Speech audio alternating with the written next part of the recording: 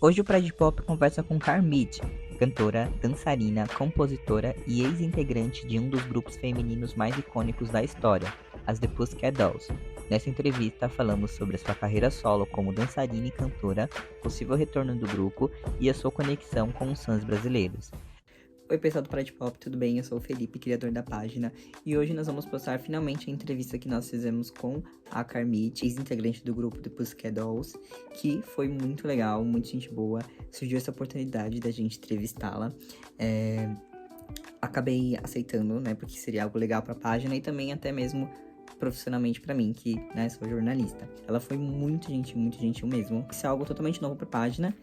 Não sei como vai ser futuramente, se a gente vai fazer mais entrevistas com algumas outras personalidades. De qualquer maneira, a gente vai tentar atualizar, né, esse canal do Pride aqui no YouTube. Antes de mais nada, então, se inscreva no canal, dá um like, comenta, compartilha. Isso ajuda bastante a gente. E é isso. Então, vamos pra entrevista. Hi, Hi. Carmit. How are you? Oh my God, I'm good. How are you? I'm fine too. Nice to meet you. My name is Felipe. I'm the owner of Pride Nice. Pop. Wow, nice to meet you. I know you do such great work, and the Brazilian fans are like some of the best. You guys are amazing, like loyal, and just like you get all the content, and it's like it's just we appreciate you.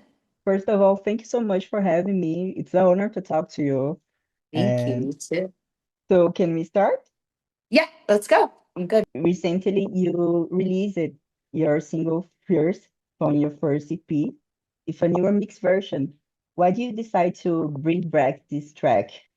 And I feel like it kind of didn't get the love that it needed. And now we're in a different day, different time. Music's different, it's changing, and the remix just feels very fresh and current.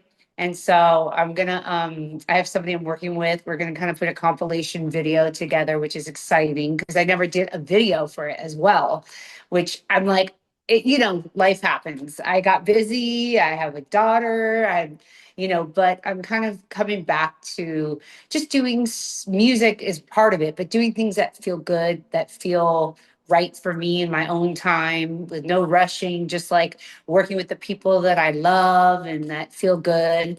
I actually am going to work with a Brazilian Really? artist soon, so I'm excited. That's Oh my on the hush, God. but it's coming. Yep. Do you plan on doing the same thing with other songs?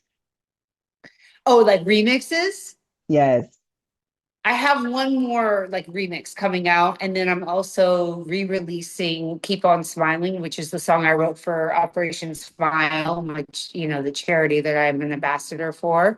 And I kind of refreshed that as well. It's got a new track to it. I updated some vocals. And, the real reason I wrote it is to kind of put it out there in the world. And Operation Smile is going to be using it for their videos. So it's exciting to just kind of feel like everything's kind of getting a new reinvention. Right. So the fans can wait maybe a new EP and new solo songs and maybe an album. I don't know about an album. I feel like nowadays people just do like singles, we just kind of like release. I'm gonna try to do one release every month to the end of the year at least, Nice. and follow through with things, whether it's a remix, whether it's I just did something fun with my daughter, like I just want to just release things as they come, as it feels natural. But I've said this before. I just said it recently in another interview that I feel like, you know, I don't know what it looks like. I'm not sure with who, but I feel like we need to make our way to Brazil and do a show, and that's been like on my radar for a long time. And I thought the reunion was going to be that moment, but it didn't happen. So I got to make it happen. Before the world knew you from the Pussycat Dolls, you already had an amazing career as dancer. You worked with names like Michael Jackson, Beyoncé, Jennifer Lopez. What was it like being on stage with such an amazing icons? Um, I feel really fortunate to have been in an era when, artists like that were in the mainstream because there's like a different level. And working with them, I learned a little piece of every, things from each one of them.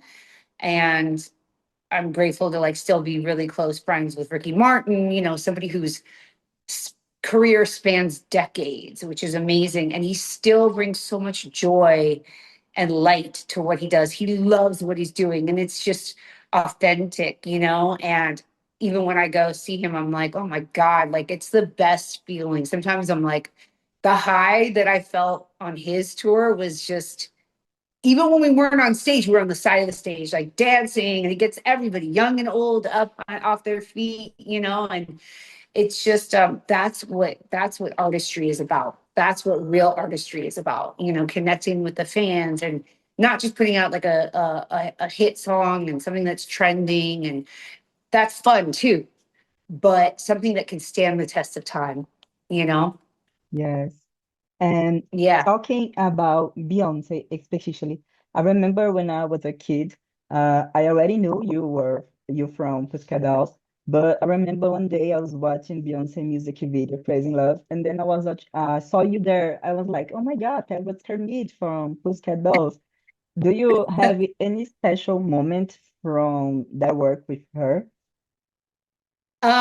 Yeah, I mean, I have been dancing professionally in my career for a very long time, and I had worked with all these different artists, and then as well as I had been doing the dolls, and then we got signed to Interscope, and there was an interim of about like a year and a half where we were trying to figure out our sound, who the actual six girls were going to be, the makeup, and it was like trial period, and we were doing shows, and a lot of things were being figured out, and I was asked to come do Beyonce for her solo stuff. And I'm like,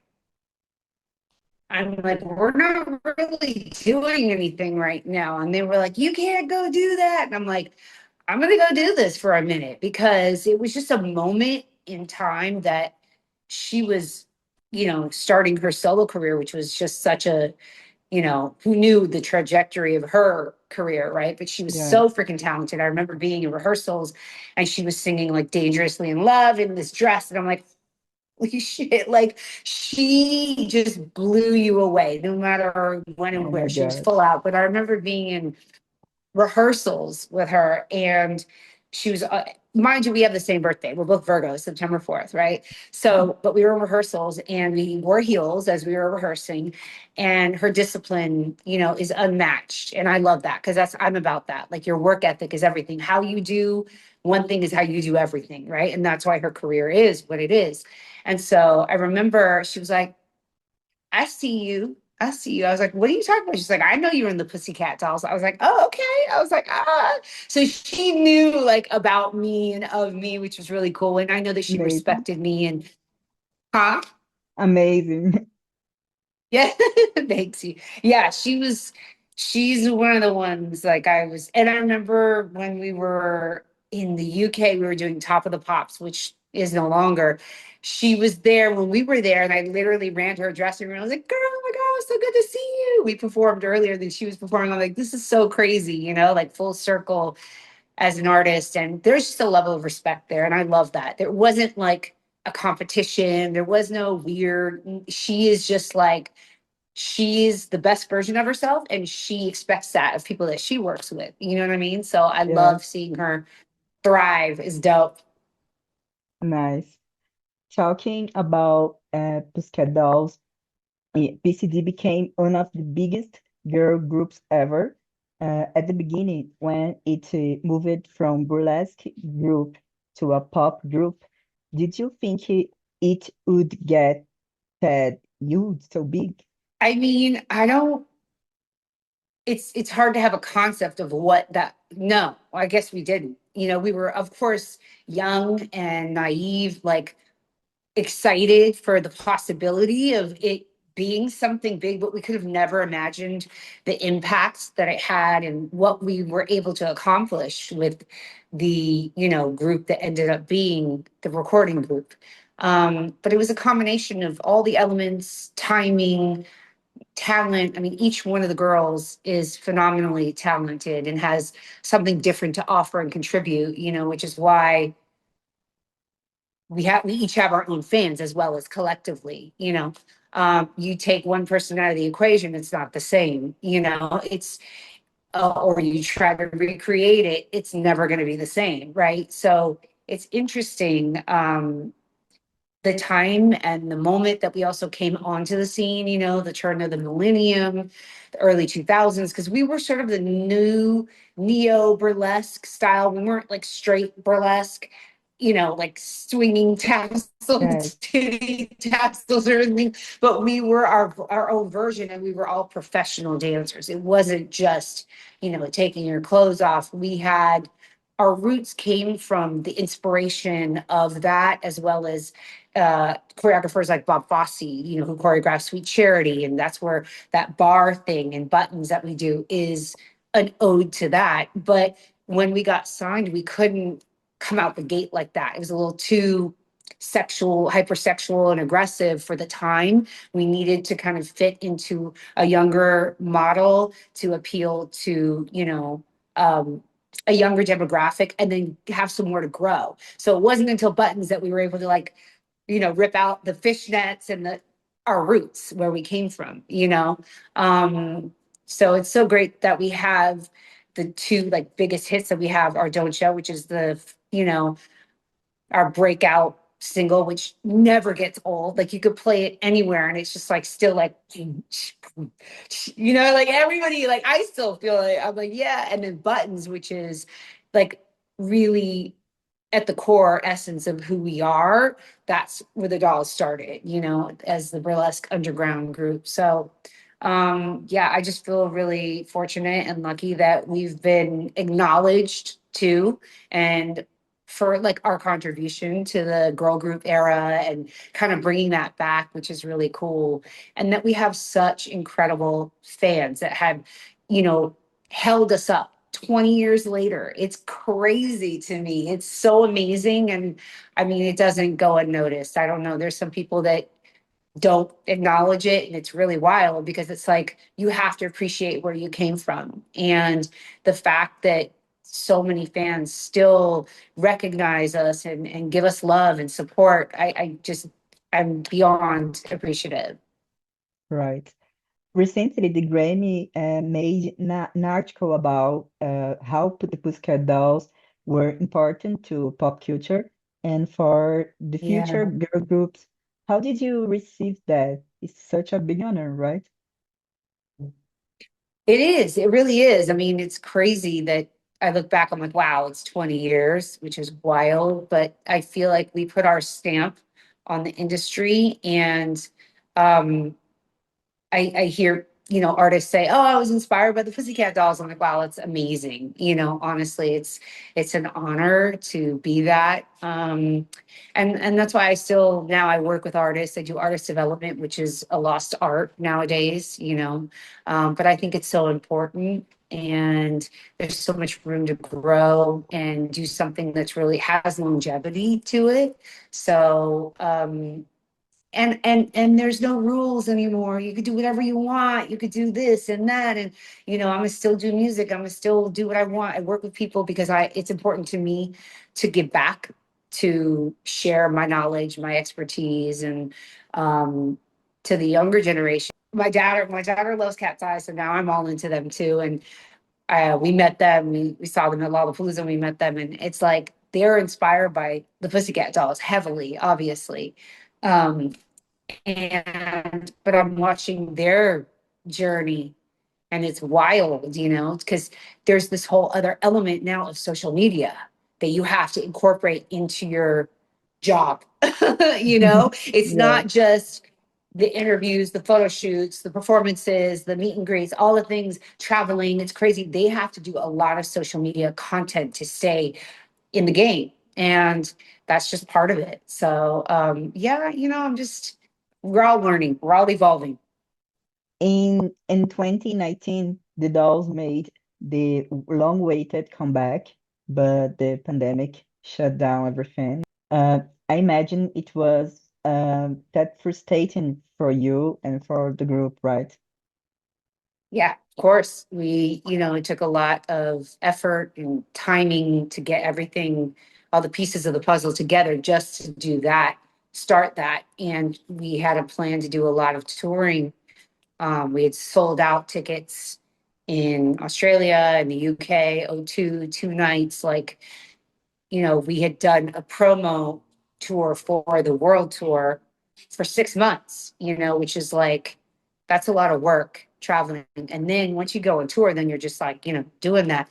And then we had plans to go to Asia and then Brazil. Like we had the US, we had everything like on the map. And it was really disappointing. And then we were supposed to at least finish the shows that we had sold tickets for in Australia and the UK, and then that didn't even happen. So it's been a bummer, really. Honestly, um, I feel bad that we never got to actually finish at least what the initial, because I have fans that even from Brazil that like hit me like I had flights, my tickets, flying to London, you know what I mean? Like all this stuff that was supposed to happen. So it was a bummer and very disappointing that we couldn't even finish the shows that we were scheduled to do.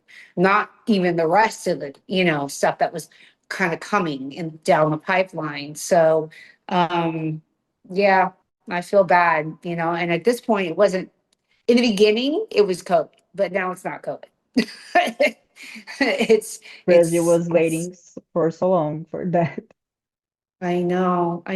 That's why I feel like an obligation to do something. I need to make it to Brazil. I'm gonna try to, we gotta figure it out. I feel like an obligation. We never made it to Brazil.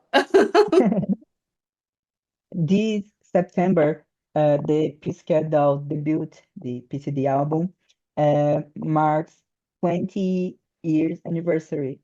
I have to do this question for you. Is there any opportunity to make a new reunion, a special celebration, something these fans want to know? I'll be honest with you, I can't answer that, obviously. Like I said, it's a lot of pieces to the puzzle, as you know. There's unfortunately a lawsuit right now happening with two people that are fighting over how much each one of them gets. So the reality is it's just not, like, time's going by, you know, and I don't see it, like, if they can't come to an agreement, how it's going to ever be something that's workable for all of us. And it's really unfortunate. It's kind of sad that that's the state of where we are. Because like I talk to you like, oh, you guys should just get it together. It's like, it sounds so easy when you say it like that, but it's just not. But so I honestly can't answer that. I'm not sure. And it's hard. What I could say is I'm not sure if it would be the entire group doing a reunion. Yes, I think there's the possibility for, a different, um, combination uh, of a show, something. But the reality of the group that did the even reunion, which we were missing one there too, is probably not going to happen. Yeah. right. Sorry. I'm so sorry. That's a unfortunate thing to say. And it's not like, I'm always optimistic. I'm always like hopeful. I'm like, oh, maybe, but like it's been a long time. It was 10 years before we were even, got the reunion together. And now it's been another 5 years.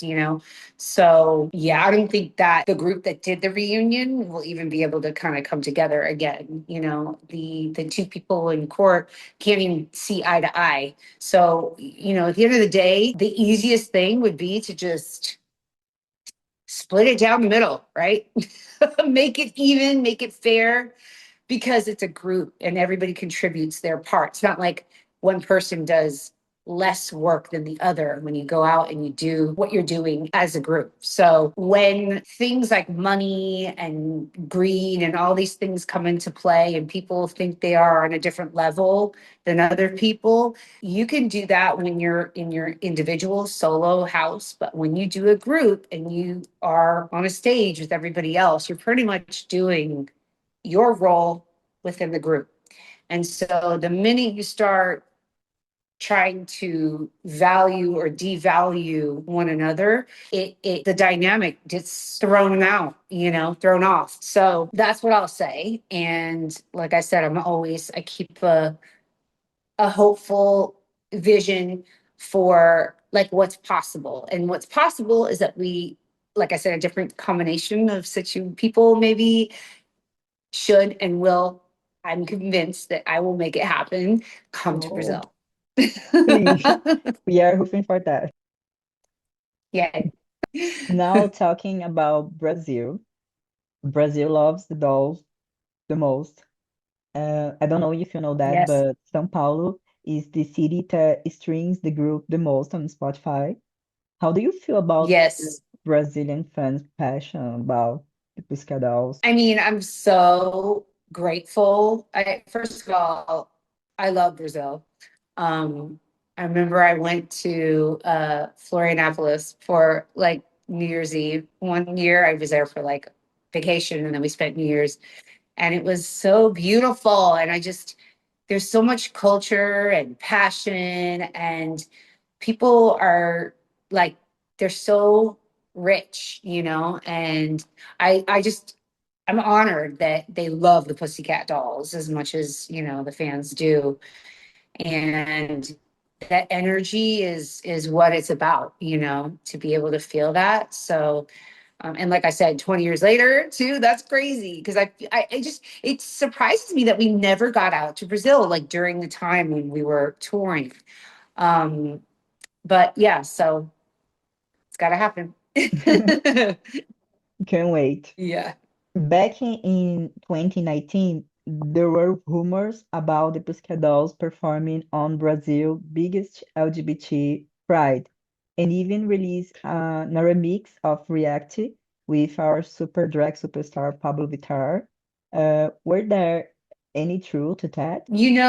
I wouldn't doubt that that's true. I didn't hear about that, but in the natural trajectory of where we were going and what we were doing, absolutely.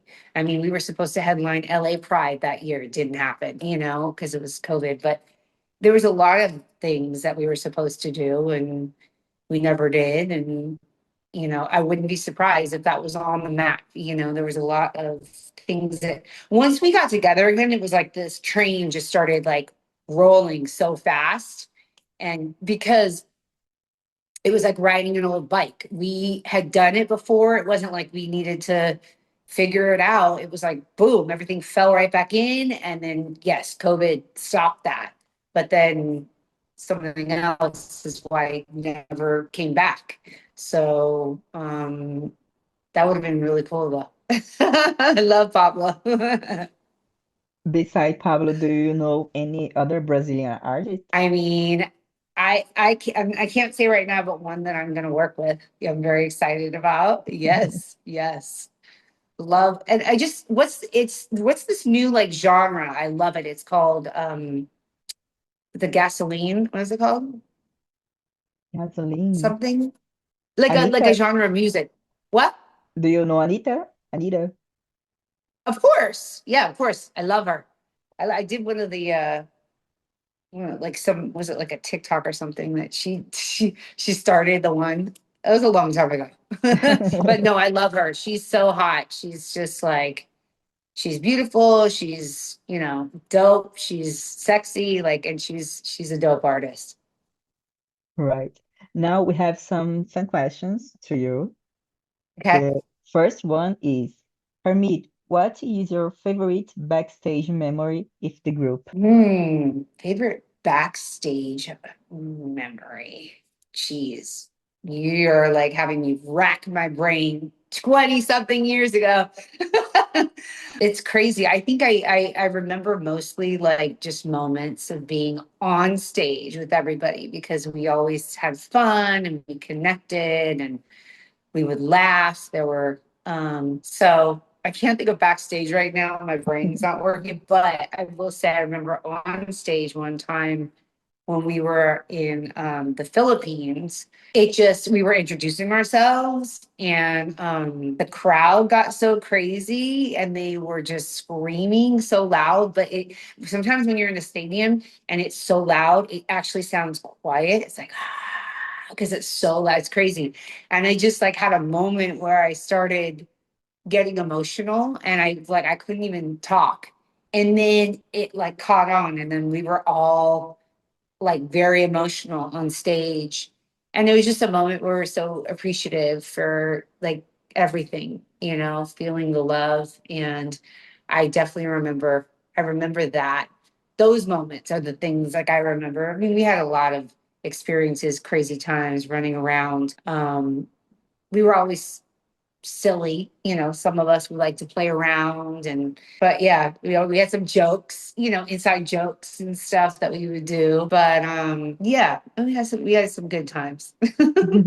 Cute. Do you have a favorite song to perform on stage? Don't ya? By far the most fun, you know, because there's the answer recall, you know, I know you like me.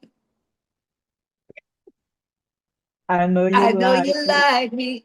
I know you do. I know you do.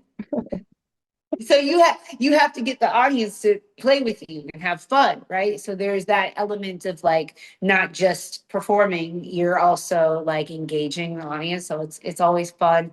It's a great like song to perform at a party. Even like people do karaoke and they just get like everybody on stage, all the girls, all the ladies or the guys when they come up and they just like, you know, we're all like dipping and like, you know, getting sexy and getting freaky and it's fun. It's like it's such a great party song. It never gets old. Third question. Which doll do you keep in touch with the most? Jessica.